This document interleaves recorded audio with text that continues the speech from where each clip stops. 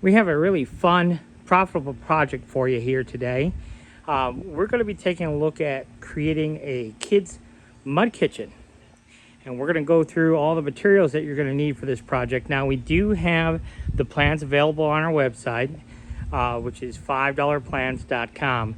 And all of our plans come with the 3D model for the project, but also all of our marketing materials that we use for selling these. So you get pictures of the finished product, all staged up, looking real nice. We give you a marketing video because, of course, when we list our items on Facebook Marketplace, we have the option to have the video. We show how the water works and the sprayer and all that stuff that we're going to be doing in this project. So those are really valuable materials because you don't have to create the product before you go to sell it.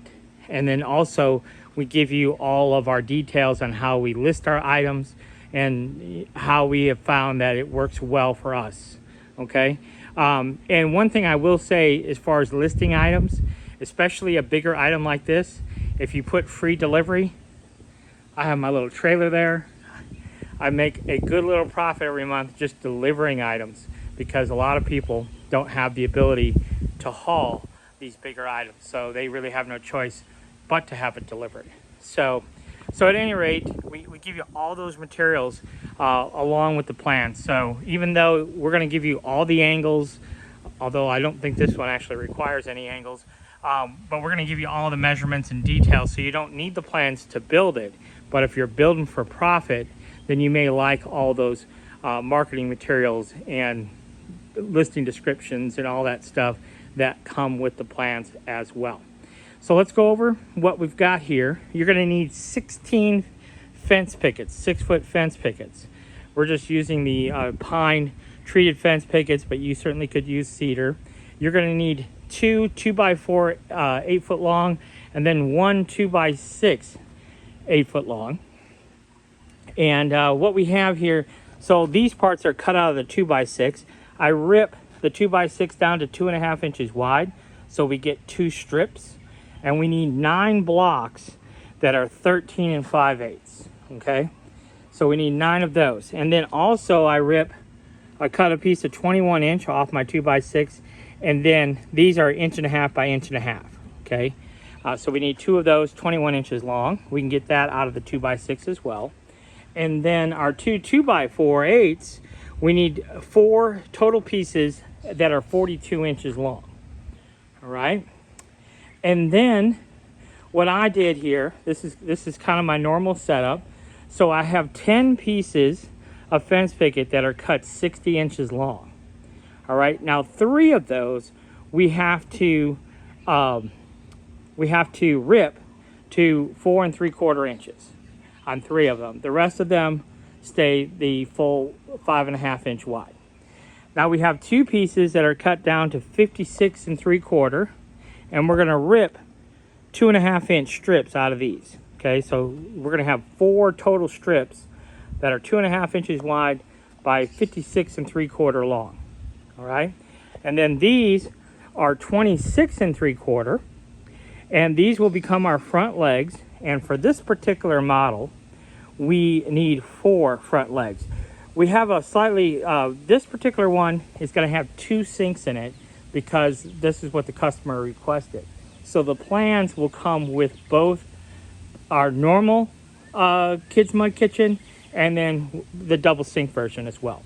So, so anyhow, we need 4 pieces that are 2.5 inches wide, 26 3/4. So I cut these pieces 26 3/4, and then I'll rip it 2.5 inches wide.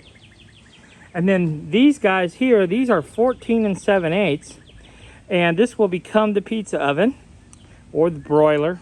Either way, I call them, I refer to them as both. So this is the shelf above the oven, and these we will cut down to, basically we'll cut them down to 5 inches wide. Okay. And then let's see, what else did we didn't talk about? These here, so let me back up just a second. So remember, we got 10 pieces that are 60 inches long. We're gonna take 2 total fence pickets and we're gonna rip them the full length, 2.5 inches in width. So we'll get 4 strips, okay? Now I've used 2 of those strips already on these right here. So 1 strip you're gonna use, and we need 4 pieces that are 15.5 inches. And then we need 4 pieces that are 10.5, okay? That's what I cut out of those 2 strips. We need 1 strip for these and then a partial strip for these. These parts will become the oven door, okay? So that's it for parts, all right? So I'm gonna go ahead and clear off my workbench. I'm gonna go ahead and rip my 2.5 inch wide board so I can get all those. I'll give everything a light sand before we start assembly, and then we'll take a look at how we put these together. All right, I think I have all my milling down. I've taken my 4 pieces that are 14 7/8 long, and I ripped those to 5 inches. And then the 2 pieces that I had that were 26 3/4, I ripped those to 2.5 inches wide. So those become my front legs. And then the 2 pieces that I had that were 56 3/4, I ripped those to 2.5 wide on the table saw. And then I have 3 that I ripped to 4 7/8. Okay? So I think that pretty well takes care of all the milling. So now what I'm gonna do is I'm gonna clear off my workbench here, and we'll start building. Okay, so we're gonna start by putting together our bottom and top main frame structure. So we've got our 2.5 inch wide by 13 5/8 2x4s. And what we're gonna do is we're just gonna staple using my narrow crown stapler. I've got 1.25 inch staples in it. Now this thing here is absolutely worth its weight in gold. So if you don't have one of these, they're not expensive. Huge time saver. You could use brad nails as a replacement for that. But I like to put all my main sub-assembly together just using staples, and we're gonna make it all nice and rock solid in the end, but this will get this together really, really quick, just literally a few seconds. So a couple staples here, get them flush up here on this side and that side to start with. I kind of forgot about these little trim pieces in the very first portion of the video where I was talking about parts. 4 of these, 2.5 inches wide by 14 7/8 long. And those are gonna go right here on the end cap, okay? So we'll go ahead and put those on. And again, we're just gonna staple them right on. I just want to share a little concept with you that I do when I'm building projects. Is I create what I call a magic stick for projects that I build over and over and over and over again. And what this is a stick that has all of the measurements on it for a given project. I just find it easier to use the stick than to use a tape measure, drag out the tape measure and hold the tape measure and mark, and all these various different marks that we have to do. So this stick is 29 inches long, okay? And what that will do, this stick will get us exactly dead center, okay? So that's why it's 29 inches long. That's half the length here. But then we have a mark at 8, we have a mark at 16, we have a mark at 18, 18.5, 19. And those are all the various dimensions that we use for this project. So for doing my layouts, I just use the stick and I don't have to grab my tape measure, and I just find it a little bit easier to use. So I have all kinds of magic sticks for all kinds of different projects. I do put the arrow down here at the end so I know what end I'm measuring from, and then I do mark it on the back. It says Kids Mud Kitchen. So I just pull that out when I'm ready to start marking it up. So what I did was I just took my stick here, flushed it up over here, then came down and marked it at 19, and then did the same thing down here. Mark it at 19, flip it around, 19 and 19, that's why we have all these marks at 19 here. Okay, so I'm going to put some of the 2x4s that we cut down in between. Just going to use my staple gun to hold them in place temporarily. And that's what your lower frame should now look like. Okay, a couple of staples. All right, so now we got that taken care of. Now we'll put together our upper frame. Okay, so that's what our top looks like. Now with our top, we have the 2x4s laying flat, and we use those as cleats to attach our countertop to. And we have our end cap just like we did on the other one, the 14 7/8. So we have that. And then what I did for this one, now this is where it'll differ from build to build, is with this one, we're using these stainless steel bowls that the customer provided in this particular case. So that's how it's going to kind of go. One on either end, stove is going to be in the middle. So I measured my bowl, and I gave me about a 1/2 inch extra, I guess. So from this point to this point, 11.5 from that point to that point to make room for our bowls. Now, normally, let me show you this. Normally, we use found items. So I have a walk down here. Now this is an electric walk, but obviously we're not going to plug it in, but we can use it for a sink. Okay, so that's a future project. Sometimes I'll find bigger pans like this. I don't like this one, but a bigger pan like this, because it has the handles. And then like this right here is an old roasting pan. Okay, and that's going to become a sink. And so you can see what I paid. I paid $8.50. A little bit more than I normally would like, but I like the fact that it's an old blue enamel pot, so I paid a little extra for it. But also the oval roasting pans, all kinds of things, you know, just different found items. I also, let's just go take a look real quick. I also use these. So anytime I'm in a marketplace and I see them, I pick them up. This one has the faucet and everything, but the little hand wash sink or bar sink, or sometimes when I'm searching for them, I'll put RV sink, different things like that. So anyhow, if I find them cheap enough, I will pick them up, especially if they have the faucet, because that's kind of cool to have the faucet, and then we can plumb that to hook it up to the garden hose. But here we are going to be using a sprayer and these stainless steel bowls. Okay, so now we will take a look at attaching our framework to our legs. Just in case you want to know what bowls these are, these were picked up at Walmart. That's the skew. They're 12 inches. It says 8 quart. So if you want to go to Walmart and pick up the same bowl, that's what it is. Okay, so you can see what we did here. We laid out our 4 legs, and then we used our magic stick. I added a 4-inch dimension, so we come up 4 inches, and then I added a 26 3/4 dimension, and we used that and marked it on our legs.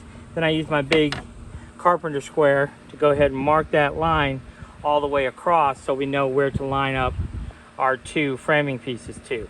Now I'm going to have to go ahead and hit this with a sander real quick and get rid of this black lettering. It'll be easier to do it now than after it's all assembled. So let me go ahead and handle that, and then we'll show you how to put this together. All right, so this assembly is pretty straightforward. What I did is I put my 42-inch legs, spread them across there, and then they're flush out here, okay? And then I used my magic stick from the outside edge over to 18 inches to this side of the 2x4. And I did that on both sides. You can see that mark right there. And up top, I did the top the same way. Okay, so went ahead and put those in, and I just have it all together with staples. Let's see, just a couple of staples for right now. Once we get it all assembled, then we're going to put in our 3.5-inch screws, and that will make everything rock solid. Okay, so that's basically where we're at. So here, remember we measured up 4, and you can see that's right on the line. And then up here, 26 3/4, right on the line up top here. And then you can see that 18-inch mark right here on the edge of the 2x4. That 18-inch mark right here on the edge of the 2x4. That's something you really got to be careful, is which side of the mark you're mounting on. So be mindful of that, okay? And you can see just a couple of staples holding this all together at the moment. So now we're gonna go ahead and put our legs on. Here, they're gonna go flush, and then we're gonna mark our legs also, so we know exactly, you know, if this is bent one way or the other. We'll mark our legs at 4, so we know that this is nice and straight up and down. So now we have all 4 of our legs on, and you can see we marked it at 4, and just line that up at the bottom, flush up top. So we're completely flush up here. And then what we did is we found center, and then came over 8 and 8. We need exactly 16 here. Okay, then we used our carpenter square and make sure we're nice and square here, nice and square here, and yes, we have exactly 16 inches wide up here, so everything is exactly how it should be. Okay, so right at this point, everything is held together with staples. So now what we're going to do is we're going to go through and go ahead and put in all of our screws. So that will be kind of the next step, pre-drilling and putting in all of our 3.5-inch screws. Now up top here, where these two boards are meeting, we're only going to be able to do 1-inch screws, okay? And we'll do them from the back side just so they're a little less visible to hold those two boards together better. All right? So I'm going to go ahead and stand this up, and then we'll work on that. So that's what she's looking like now. Starting to look like something. So we put in 2 3.5-inch screws at every board. Okay, 2.5, 2.5, 2.5. These are going vertically. 2.5. I forgot those. Or excuse me, 3.5-inch screws, not 2.5, but 2 of them. I always use 3.5 if I can. So on the back side here. Now on the other side we use 1 5/8. I'll show you those. 3.5, 3.5, and 3.5. So we used 2 1 5/8 there and there, and on the back side of our front leg here, we've got 2 1-inch screws to hold those two boards together, and that makes for a nice solid unit. Okay, so now we can go ahead and put in our floor and our backsplash. So that's what it looks like with our floor installed. And of course our floor, we went and ripped these boards down to 4 3/4. And I think I actually did 4 7/8 actually. And then the backsplash. Now the nice thing about this backsplash, of course, it keeps the kids from pushing stuff off the back end of it. That's the main purpose. But additionally, it also adds a lot of rigidity from making this thing rack. And of course, when we put our backsplash on, that will really add to that as well. So structurally, that is a really nice piece to have, but also just to keep things on the shelf here. So I will go ahead and pre-drill and then put in 1 5/8, 2 1 5/8 screws at all of my support boards. 2 1 5/8 screws vertically for our back our backboard there. Okay, so let me go ahead and get that done, and we'll move on. So you can see it's coming together nicely. Our next step is to create our top. And one other little caveat, I did go ahead and sand all the screw locations on the front.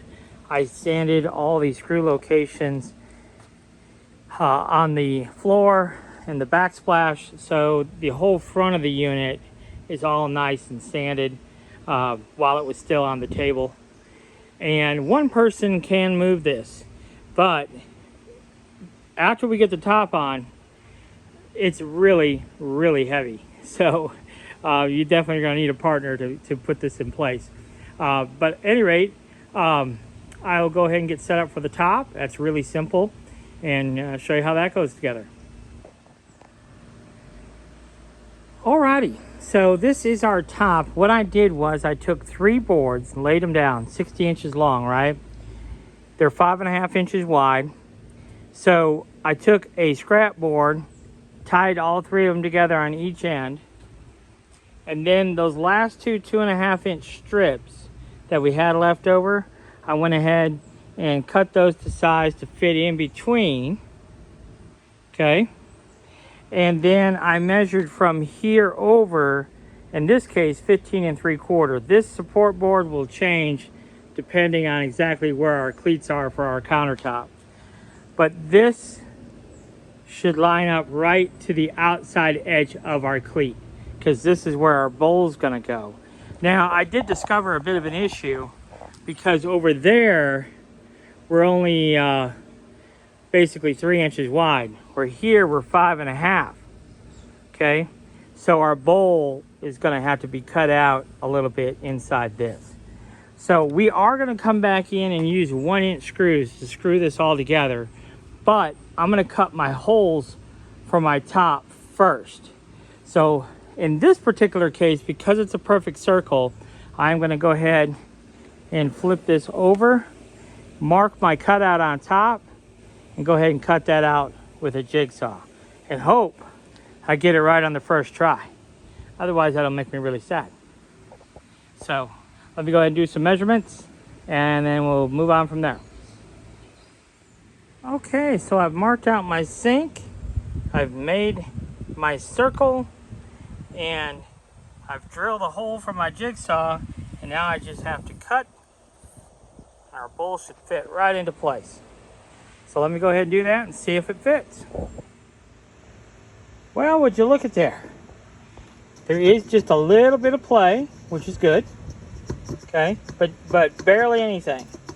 So it can come in and out easy enough, and fits there. But if it's pushed all the way one way, you can see there's no gap. You know, you don't see the hole that was created. And you'll also notice that it fits right there, right up against that support piece that we put in there. And of course, on this side, you remember I was talking about we'd have to cut into our end support piece a little bit. So very happy with that. So that does fit. So now we just have to repeat that whole process on the other side. Well, the good news is it fits. Fits just like it's supposed to. So what we have to do is we have to screw all those cleats down with 1-inch screws.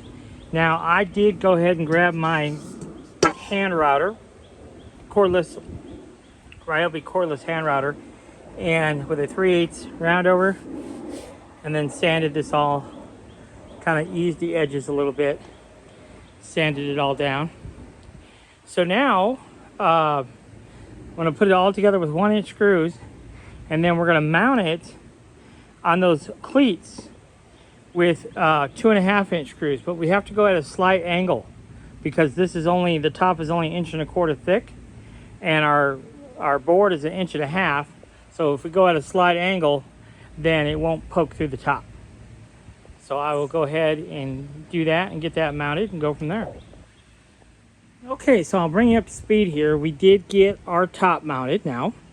And then what I did is I put one board just at the very top of the back legs there. And then I have this top board flush with the legs in the back here. See, they're flush. And I just have some staples temporarily holding it. I am going to put 3.5-inch screws in there on each one, 2 3.5-inch screws. And then what I'm going to do with my last backsplash board, I'm just going to split the difference. So there'll be an equal space between the top and that other board there. So I'll just split the difference. But I'll just tack it up there with staples and then put it in with 1 5/8 screws. So you can kind of see what I was talking about, that equal spacing and then 5/8 screws. I've got it laid down here because our next step is to install the pizza oven, but we have to build it first. So let me go ahead and get that done, and then we'll talk more specifics. All right, so there is the pizza oven. So our 1.5 by 1.5-inch strips, 21 inches long. Remember, these boards are ripped to 5 inches wide. And so we just attach those so they're flush. 1 5/8 screws on both sides. Hold it together. So that's pretty straightforward. Now we have to do some measurements on our stand over there so we know exactly where this gets mounted. Okay, so dimension wise, we come from the bottom of this to the top of our 2x4, not the top of our shelf. You could do the top of your shelf too. I don't. So from here to the top of the 2x4, 15.5. I mark it on both sides, and then on the inside to the bottom of our 2x4 is 12 3/8. Or not to the bottom, I'm sorry. It's 12 3/8, but to the top. At that, you see the mark there? At that same mark. So I use a 2.5-inch screw on the back side, 1 5/8 out front here. And that, my friends, is your pizza oven. So now we have to make the door for this. And we're just about done. So let me show you how we make that door. So I went ahead and put together one of my door frames here. This piece, if you remember, is 15.5, 2.5 wide. That piece is 10.5, 2.5 wide. Okay. And the way I put this together are with these staples. Okay. Now that's not going to do much for you, but that is just temporary. So I put it together with this stapler, the Ryobi cordless. I guess I call it an upholstery stapler, is what I use it for. But this is too cheap not to have in your home. It's incredibly useful. I use it, wife uses it, kids use it. It's really very useful for different things, and it's a perfect tool for this here. So it takes the T50 staples. I'm using 3/8 inch for this particular project. I always have 3/8 and 1/2 inch on hand, but I'm using 3/8 here. And we're gonna go ahead and put this other one together and show you how to put the screen in it. I can show you what I did here. I just got some hardware cloth, and you can see I just got it stapled all the way around. Now I'm gonna use my cutoff wheel and just nip all the excess and cut that off, and we'll be good to go. Okay, so here's our door, and we've gone ahead and stapled it all together. Now, here's the thing. This is a perfect square, and if you notice, the long side is covering the long and short. Okay, that's what kind of gives it that strength. That's why it's doubled up. That, and to kind of hide the screen. So make sure when you go to put this on, you're not lining up the two long boards. You want the long board to be opposite to catch all three. Okay? We are going to put screws in here. So I'll go ahead and do that quick as well. 1-inch screws. Now we could buy a little knob for our door, but I like to be extra and make it. So this is just a random piece of scrap I had over there. And it's actually a cutoff from a 2x4. So when you rip a 2x4 down to 2.5 inches wide, that's how much is left over, that thickness, which is really good for these door handles. And what I did is I ran it through the table saw at a 30-degree angle. And you can see I just kind of knocked it off there. And then we could just cut it to length and make a little door handle. Now what I like to do is I like to go at a 30-degree angle. So I like to be a little extra. But you could just do a straight flush cut too. Whatever you want to do. So I think for this one I am going to just do a straight flush cut. Oh, maybe 2 inches wide, something like that. So let me go ahead and put that on and we'll go from there. So you see, there's our little knob. Now, this is one place I would use just a little dab of outdoor wood glue. So we just run an 1 5/8" screw through the back here, and I just buried it a little bit. But if we put a little bit of glue there, then when that sets up, if this loosens up, it won't twist on us. So there we go. Let's go get this bad boy mounted. Now I make enough of these to make this worth it for me. It may not be worth it for you for a single door, but I made myself a little jig, okay? And what this is 10.5 inches, double thick. It's got to be double thick. And then on the outside of that double thickness, we have a piece that's 21 inches going this way. And we have it on this end, and we have it right here on this end. And that will hold our door in place. So then I position my door with an equal gap on both sides. I just eyeball that. Now we know that these we squared to this. So I've got my setup blocks out here. Now I don't use these a lot, but boy, when you need them, they're nice to have. And they were cheap, like maybe $40. So they're pretty nice. So I use the 1/4 inch one, and I'm going to put one screw in there, and then I'll move it over here and make sure that's spaced a 1/4 inch. One screw there, and then I know that that is dead level across. Now when I'm putting on the hinges, you see, I don't know if you could see that, but there's like a little tab, and so I line that up right to the bottom. I try to do my best to line it up right to the bottom of that, so that way we know everything's nice and square. Okay, so I will go ahead and do that real quick, but this makes it really handy because you know you'll be able to put your screws in without holding on to your door and trying to figure that out, or even if you had a helper. And that's just all made out of little pieces of scrap, so that's my door jig for mounting these doors. Yeah, look at there. Not too shabby. So you see that space right along there, nice and square. And the reason, I don't know, I like to go 15.5, remember? Because then it shows the shelf right there. And there's a secondary reason. We have to put a little cabinet catch on here. And by holding this back a little bit, if this was up a little bit, we wouldn't have a whole lot of room on this piece. By having it down a little bit, it gives us just a little bit more room to mount that cabinet lock. But I don't have any. So I'm gonna have to run to the hardware store and get some of them. So for right now, I'm just gonna painter's tape that door shut. And then we can move on to plumbing. The actual construction phase is now complete. So now we just have to do the plumbing. And one point I will make, I will link in the description, I will link the setup blocks, I will link all the plumbing parts, so you know exactly what to go buy.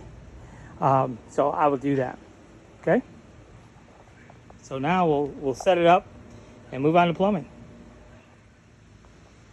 All right, so now for the fun part. We are going to go ahead and show you how this all gets set up as far as the plumbing goes.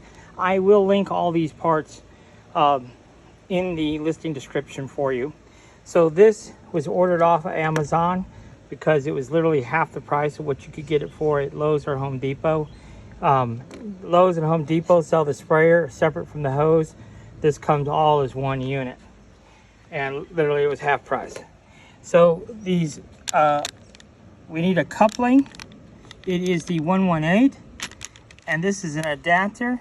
It is the 157A, the HLFA, and then we need the garden hose attachment, which is 677, and apparently I already took this one out. And this one, I believe, is the 122. Again, I will link to all these. So this is 3/8 pipe. We're gonna go from 3/8 pipe to 3/8 compression. Okay, and then we're going to use our adapter, which is a compression fit adapter from 3/8 to 3/8. Then this will take it from compression 3/8 to 1/2 inch brass thread, and then our 1/2 inch to garden hose. Okay, that's the only way to do it, folks.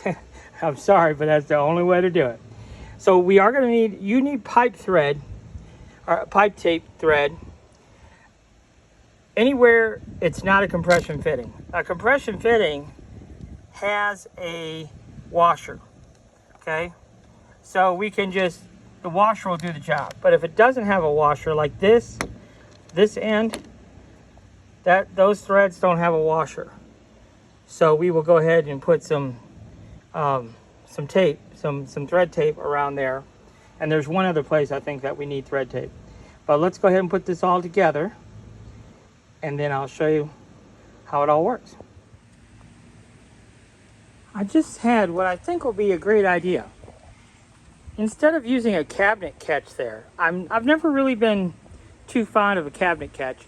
I'm gonna try Velcro, but I'm gonna staple the Velcro and see if that wouldn't work for this project.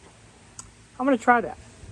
But at any rate, there's our sprayer. Now I'm going to document all of this for you better in the listing description. Okay, so we have our sprayer, and then we had to add some thread tape to the little piece that comes with the sprayer, and then I added thread tape that would take that goes from this thread to a 3/8 compression, so 3/8 pipe thread to 3/8 compression.